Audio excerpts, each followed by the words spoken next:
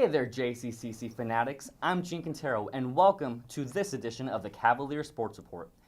Joining me today is collegiate basketball official John Hendricks. Hey, Mr. Hendricks, how are you doing today? Good, how are you? Doing great, thank you. Now, how long have you been around the sport of basketball as an official, and did you ever play any ball yourself in the past? I've been around basketball pretty much all my life. Played at an early age and came up and played a little college basketball and officiating. I've been officiating for about 10 years now. All right, great. Where'd you play college basketball at? A school called Susquehanna University in Eastern Pennsylvania. Oh, that's great. Now, what made you want to switch over to the officiating side of the sport and leave the sport of playing? Well, after playing playing in men's league, after you get out of college, you still have that bug. And after a couple years of playing in men's leagues and other things, I figured out that I wasn't getting paid to play, and it probably wasn't worth getting hurt. So I needed to find a way to stay attached to the game, Right. and got invited by some good people and ended up liking it the first time I did it. So. Okay. Now, how many times would you say you officiate games here at Johnson County Community College? Every now and then, or every week, or? Not every week. Probably what's funny is I've been here a couple times this season. Okay. Every year I usually come here for a couple games, and we really have no control of our schedule, but a couple times. Right. Now, many consider basketball as one of the toughest sports to officiate due to its very fast pace. Now, two-part question for you. First, how do you prepare physically and mentally for, the rigor of the game and how quick it is? And then second, how do you keep track of everything that's going on in the court?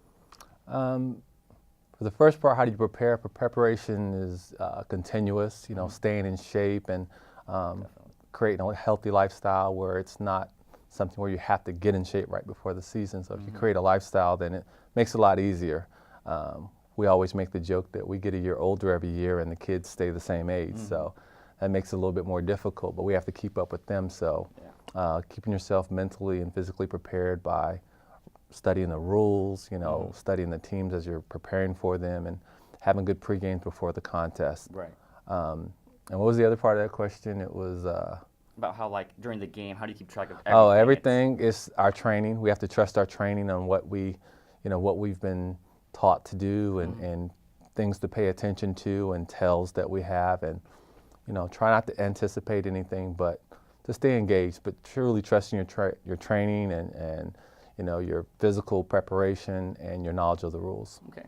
Now, how extensive would you say is the rule book for college basketball, and how does that differ from the NBA or even high school ball as well? Well, for college basketball, we're a little bit more advanced than high school. A lot of the rules actually come down. So what's usually in the NBA comes down to college at some point. What's usually in college comes down to high school. High school usually takes a little bit more time for them to adapt to some things. NBA rules are definitely different than ours. One of the things that we're taught is that, in professional basketball, that it's more about the players. College basketball is more about the coaches, about team concepts. So our rules are slightly different. A lot of people confuse a lot of those things, but we have to trust our training, what we've been taught, because we're taught things that are more aligned with the college game. Right. Okay. Now, obviously, you've been around the game for quite some time now. How would you say the game's changed over all these years? And if you had the power to change any rules, would you do so? It's definitely changed. It's constantly changing because the athletes now are bigger, but just as fast, if not quicker, and they're stronger, and physically they're freaks, for lack of a better word. Right. But they are definitely a lot faster. So we have to be in tune, and the rules get adjusted based on trying to get those things aligned with the type of athlete we're now dealing with. If I had the ability to change anything, right now it would probably be the ability for coaches to call timeouts from the sideline. That being because coaches, sometimes you're away from the coaches, you're supposed to focus on the play, and then the coach is yelling timeout, and by rule, we're only able to grant the head coach a timeout. So if an assistant's yelling timeout, you have to look back and make sure the guy still has possession, which sometimes puts us in a position. Yeah, definitely. I can see how that gets tricky while looking over here and have to look back. Yes. Now, obviously, crowds can get pretty wild at games every now and then. Do you think that has an effect on the players and even you as well? I do a good job of blocking people out. A lot of times I have friends and family, and sometimes it might end up at some games or people that may know you, and I am oblivious to them being there. I just kind of tune everybody out. I'm aware of fans sometimes. I just, as long as I'm not, safety's not an issue for me or my partners or the players, then I can kind of tune them out.